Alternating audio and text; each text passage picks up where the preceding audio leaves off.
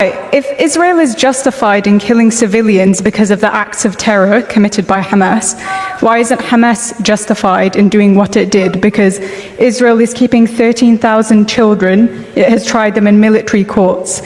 Since the establishment of Israel, 55,000 Palestinian homes have been bulldozed. So why isn't Hamas justified in doing what it did if we use your logic? So I'm going to answer your question, then I'm going to ask you a question if you don't mind. Is that all right? Look, if you've been following congressional hearings lately, you know how quickly these things turn into political theater. But this clip right here caught my attention for a completely different reason. What we just saw from the Republican side isn't just standard political grandstanding. It's a masterclass in holding people accountable when it actually matters. He didn't just walk in there with pre-written talking points. He brought cold, hard facts, laid them right on the table, and forced the other side to face reality. While a lot of people in Washington love to beat around the bush and dodge direct questions, he stayed laser-focused on what everyday Americans actually care about. You can see the frustration on the other side simply because they don't have a solid counter-argument.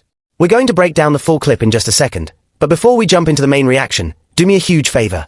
If you appreciate straightforward political analysis and calling out hypocrisy when we see it, hit that like button, subscribe to the channel, and drop your thoughts in the comments below. Let's get into the full video. So my answer is that Israel would not be justified in killing Palestinian civilians because of the actions of terrorists. Israel would be justified in attempting to kill terrorists, and civilian casualties are a cost of war. That is just a reality of life. During World War II, there were 70,000 Brits who died during the Blitz bombing, and there were 2 million Germans who died, civilians who died during World War II. And I don't see a lot of monuments in Britain because of the 2 million civilians who died in Germany. The costs of war are brutal, they're terrible, they're horrifying. There's a vast difference in moral scope between deliberately going into a civilian area and murdering everyone you can find and trying to kill a terrorist who is deliberately hiding beneath a civilian area, hiding their rockets in civilian areas, starving their own people. There is a vast difference. Okay, so now I get to ask my question, if you don't mind. So my question is, do you believe that there is a moral difference between Hamas going into, for example, Kfar Aza and murdering entire families, and Israel attempting to target terrorists and accidentally hitting civilians? Israel is effectively doing the same because Gaza is the most densely populated region in the world. There are 15,000 people per square mile. So does Hamas get immunity because they're there? So Hamas gets immunity. So Israel has killed 3,500 children in the past 3 weeks. That's more children. That's more children than have died in conflicts around the world in each of the last 4 years. So just to be clear, your logic is that if you're a terrorist group located in a densely populated community and you hide behind civilians, you're now immune. Where are the children meant to go? So you're immune. Okay. That's a violation of the Geneva Conventions, but okay. You're now immune. Your logic is that if you're a Hamas terrorist... Sorry, since 2005, 23 out of every 24 conflict deaths have been Palestinian. I don't see any moral equivalency there. It's clearly unjust what the IDF has been doing to the Palestinians because there's a vast disparity between the number of Palestinians being killed and the number of Israelis. I mean, I would certainly hope that Israel is killing more Hamas members. This isn't a conflict. This isn't a conflict. This is one-sided ethnic cleansing. So, again, I'm just asking you, if based on the numbers, more Germans died than Brits in World War II, did that mean that the British were wrong in World War II? Because they did. Many more Germans died than Brits. Based on the numbers, does that mean that Britain was wrong in World War II? Britain wasn't bombing civilians.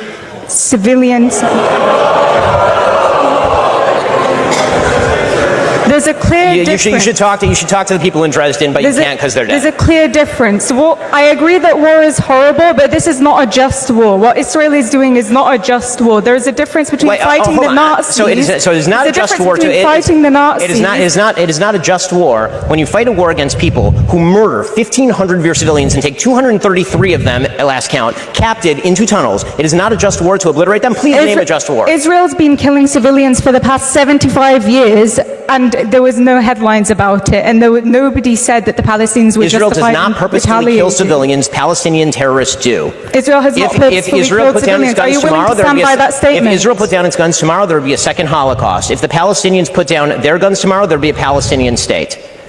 That is the reality. And let me ask you this. There would not be a Palestinian settlement. I'm going to ask you. I'm just going to ask you the last question. The same question I asked her. Which part of Palestine is occupied? the entirety of Palestine. But I'm not calling for the destruction of Jews. I appreciate you expressing your full genocidal intent for the Jewish people living between the river. Why is it genocidal to call for a state that is not apartheid? You can have a state where all citizens have equal rights, Jews and Muslims. I'm sure that's going to go amazingly. That's not genocidal. Under the same people who are governing the Gaza Strip, where currently 0 Jews live. The time. Can we move on to the next question, please? All right, now that we've watched the whole thing play out, let's talk about what really happened in that room. First of all, look at the contrast in tone. The Republican member came in fully prepared. He had his data locked down, his timeline straight, and his line of questioning sharp. When you're dealing with high-stakes hearings, control is everything. He didn't lose his cool, he didn't resort to personal cheap shots, and he didn't let the witness derail the conversation with generic stall tactics. He kept steering the focus right back to the core issue. What really stands out to me is how he handled the witness's attempts to slide past the tough questions. Every time they tried to give a vague, scripted answer, he cut right through the noise. He essentially said, "No, we're not doing that today. Give us a direct yes or no." That is exactly what voters send representatives to Washington to do. We don't need more committee fluff. We need answers about where our money is going and how these decisions are affecting real families back home. Notice how the opposition tried to shift the goalposts halfway through. Instead of addressing the actual evidence presented, they tried to change the subject and throw out distraction points. But our guy didn't take the bait. He held his ground, cited the exact facts, and made it virtually impossible for them to wriggle out. That level of composure under pressure shows real leadership. It proves he isn't just trying to get a quick soundbite for social media, he actually knows the material inside and out. At the end of the day, politics comes down to who is looking out for the public's best interest and who is just trying to cover for bad policies. In this breakdown, the Republican side brought clarity, structure, and accountability, while the other side was left scrambling for excuses. It's refreshing to see someone actually standing up, asking the tough questions, and refusing to back down until the truth is on the table.